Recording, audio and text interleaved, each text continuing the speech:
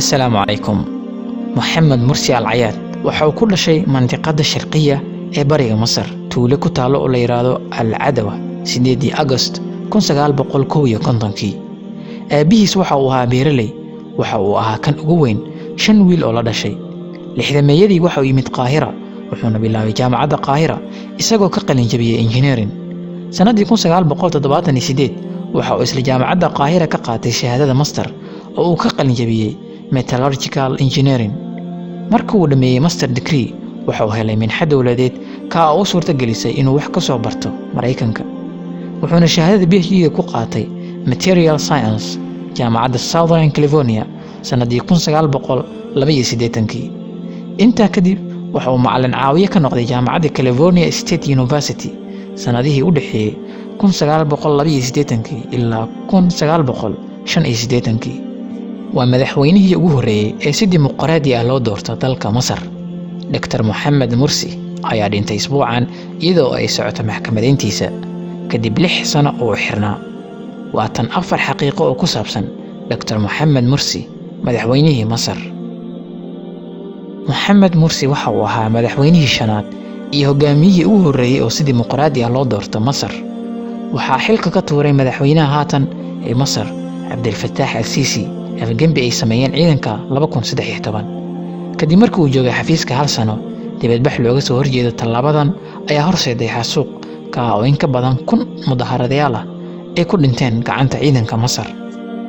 Mohamed Morsi waxa uu siyaasadda soo galay sanadii 2000.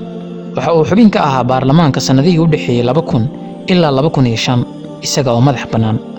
kadib markii xisbigiisa Ikhwaanul Muslimiin loo diiday inay ka qayb galaan doorashada madaxnimada, Morsi waxa uu ka mid ahaa siyaasiyiinta ugu hadalka badan, wuxuuna mar walba cadaadis ku hayay nidaamka xilliga jiray ee Xusni Mubaarak, taa oo keentay in la xiro dhowr mar, gaar ahaan 28 January 2011 kadib mar la xiray 24 ka mid ah hogaamiyaasha Ikhwaanul Muslimiin kadib markii ay ka qayb galeen kacdoonkii 25 January.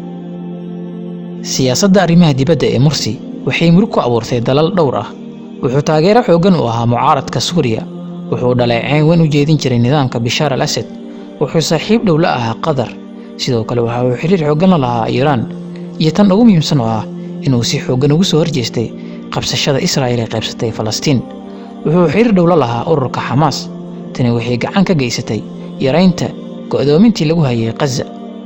muddada gaaban oo uu hayay xilka madaxnimada Masar, sidoo kale wuxuu cadaadis badan saaray doorka ay Israa'iil ku leedahay mantiqada, wuxuuna ballan qaaday inuu dib u eegis ku sameynayo heshiiska Camp David ee Masar iyo Israa'iil, taa oo nabad ka dhaxdhalisay Israa'iil iyo Masar. Morsi waxaa lagu xiray xabsiga ugu xun ee Masar ku yaala oo loo yaqaano Scorpion Prison, xabsiga dibqalooca. sida laga soo xigtay hay'adda xuquuqda aadanaha Human Rights Watch, waxaa lagu xiray xabsi kali ah, waxaana loo diiday booqashada qoyskiisa, garyaqaankiisa iyo sidoo kale daaweynta xanuuna uu qabay. waxaa lagu xukumay dil sanadii 2015, laakiin go'aanka ayaa la joojiyay wax yar kadib markii hay'adaha xuquuqda aadanaha ka soo horjeesteen sida loola dhaqmayo iyo xukunnada uu wajahayay. inta ugu badan awoodaha caalamka waxay aqoonsadeen taliyihii hore ee ciidanka Sisi inuu yahay madaxweynaha Masar. intaa waa 4 xaqiiqo oo aad ka ogaan lahayd Mohamed Morsi, hogaamiyihii hore ee Masar oo isbuucan ku geeriyooday maxkamad la soo taagay kadib 6 sano oo maxbuus ahaa. madaxda dunida islaamka qaar ka mid ah ayaa ka hadashay geerida marxuumka, waxaana ugu weyn hogaamiyaha Turkiga Recep Tayyip Erdogan, isagoo oo Sisi ku tilmaamay daalim.